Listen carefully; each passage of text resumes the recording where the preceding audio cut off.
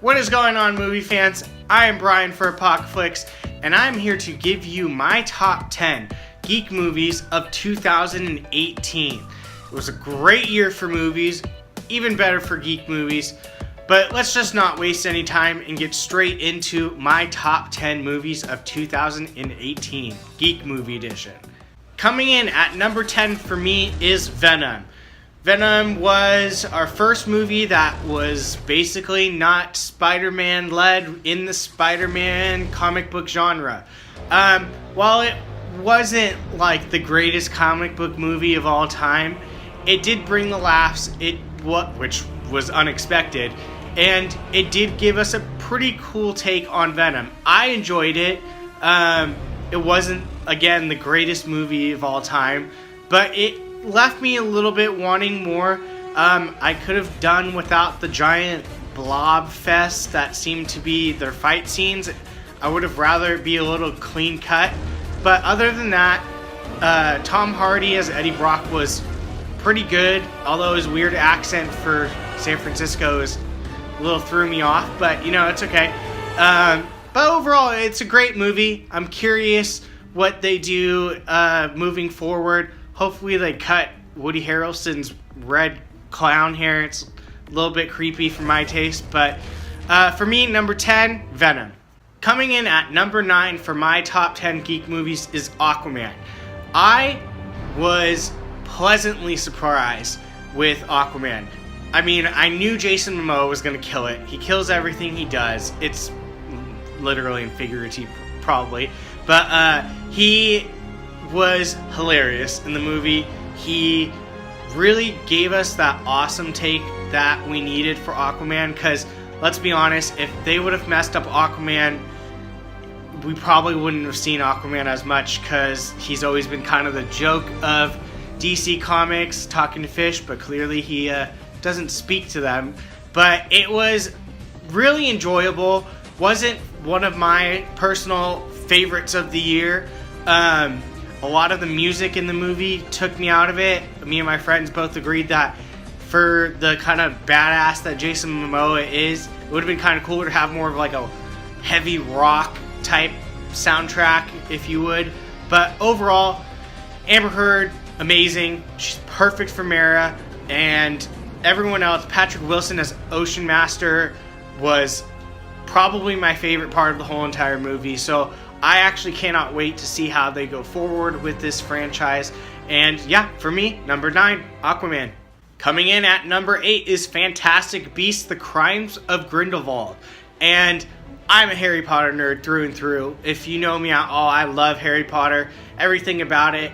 The movie did disappoint a little bit for me, but it also kind of actually blew my expectations out of the water a little bit. Johnny Depp completely kills the character of Grindelwald, but in a good way. I really enjoy how he portrayed Grindelwald and how he's almost just kind of like mysterious. You don't really know how he's going to act. He seems pretty evil, but at the same time kind of like pulls you in. So I loved it. I hated the fact that they killed Zoe Kravitz's character so quickly. I would have loved to see her relationship with Newt a little bit more. But overall, great addition.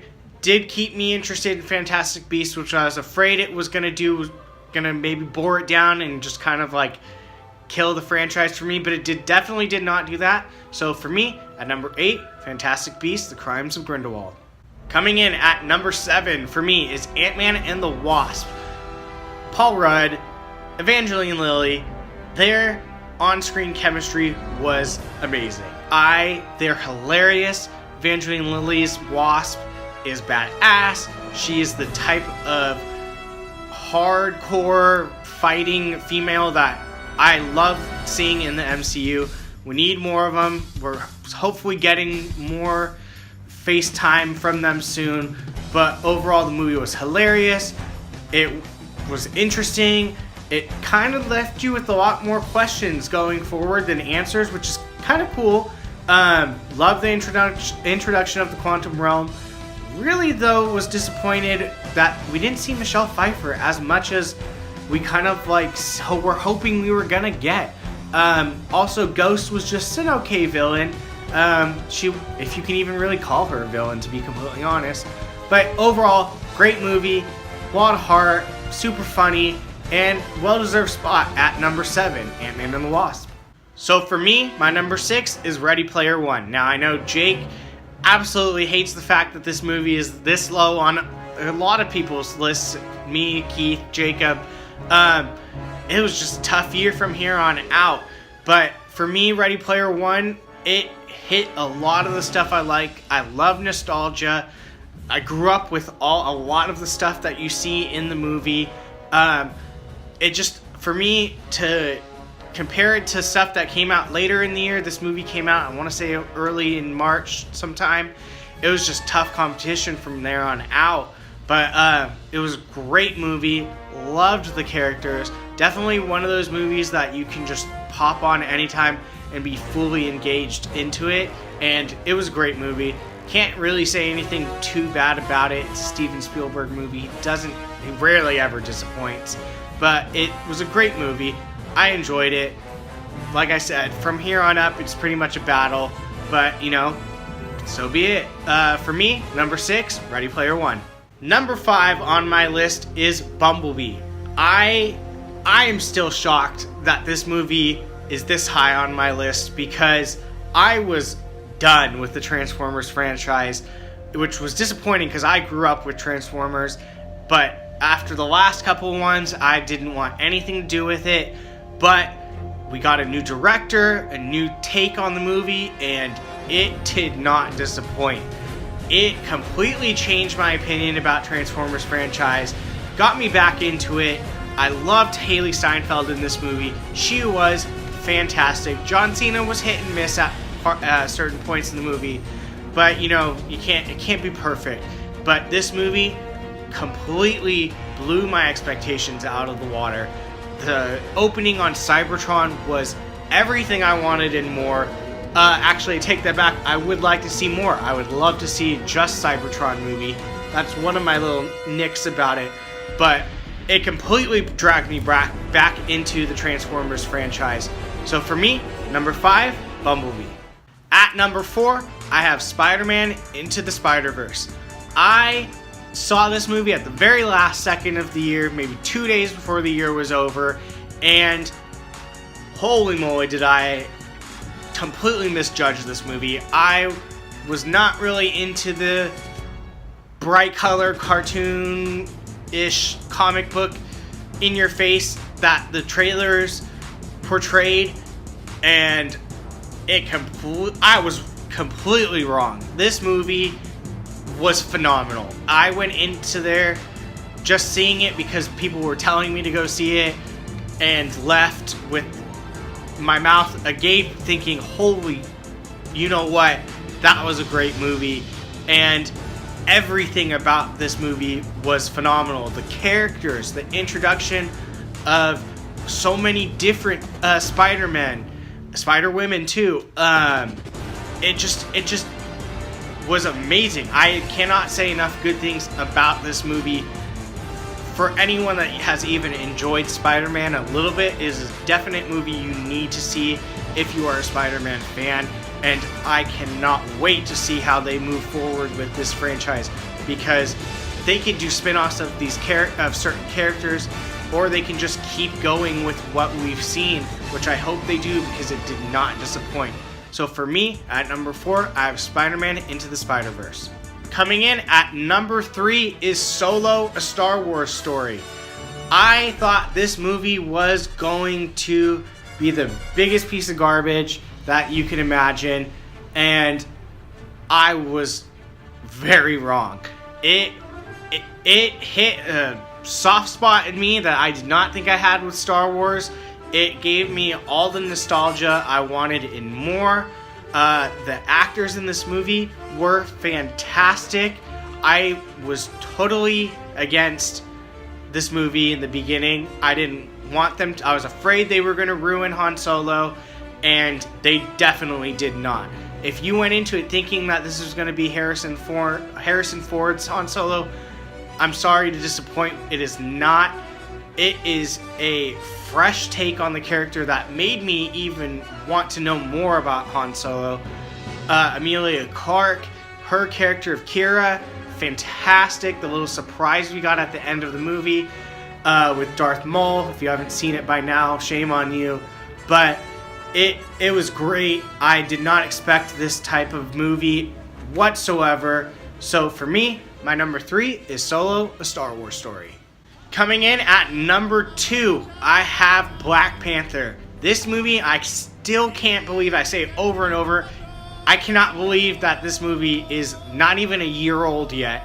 It is fantastic. I feel like this movie has been around for a long time just because it's just so good, and I feel like it's one of those staples of the Marvel Cinematic Universe. It was amazing from start to finish. I had zero problems with this movie whatsoever. I, off the top of my head, can't even give you a negative because every time I just pop that movie on, I'm completely engaged into it. The actors in this movie, Chadwick Boseman absolutely nails the character of Black Panther. Michael B. Jordan as Killmonger, he might, next to Thanos, might be my second favorite. It's hard to compete with Loki. He's definitely in that top 3, but he is amazing. I am so disappointed that they killed him off at the end, even though it worked perfectly for the movie. I hope in some non-cheesy way they can bring his character back. I would love to see it because he sometimes even stole the movie, but nothing was going to knock Black Panther off for me at the number 2 spot. You could probably guess by now what my number 1 is, but Black Panther was just too much of a juggernaut for anything to knock that spot for me. But for me, number 2, I have Black Panther. So we are at my number 1 movie of the year, and by now I'm sure you can figure out that it is Avengers Infinity War. We've invested 10 years of our lives into these movies, 22 movies from 10 years up till now. It can't not be number 1, and it just did not disappoint in any level. It gave you heart, it gave you funny, it gave you action, it gave you drama, everything. It nailed every single category on this list. To me, it's almost a perfect movie. I mean, it's what more can you say? What more can you want from a movie other than what you got? The amount of actors in one movie alone, it's mind-blowing. We'll probably never see anything like this in any other franchise other than the Marvel Cinematic Universe. Bringing all these actors together in one movie, and we get Avengers Endgame next year too, the same thing. It's mind-blowing, but it's fantastic. I cannot say enough good things about Avengers Infinity War, and I mean, it's no surprise at this point that it's number 1. So for me, my number 1 movie of the year, Avengers Infinity War. Well, there you have it, ladies and gentlemen, my top 10 movies of the year. I would love to have a conversation. Tell me where my category went wrong. Tell me if I hit it dead on the nose. Let me know if you agree or disagree with anything in the comments below. I'd love to have a conversation. And look for all the new stuff we're having throughout this year. We got a lot of great things planned. If you haven't subscribed, go ahead and do that. Until next time, see you later.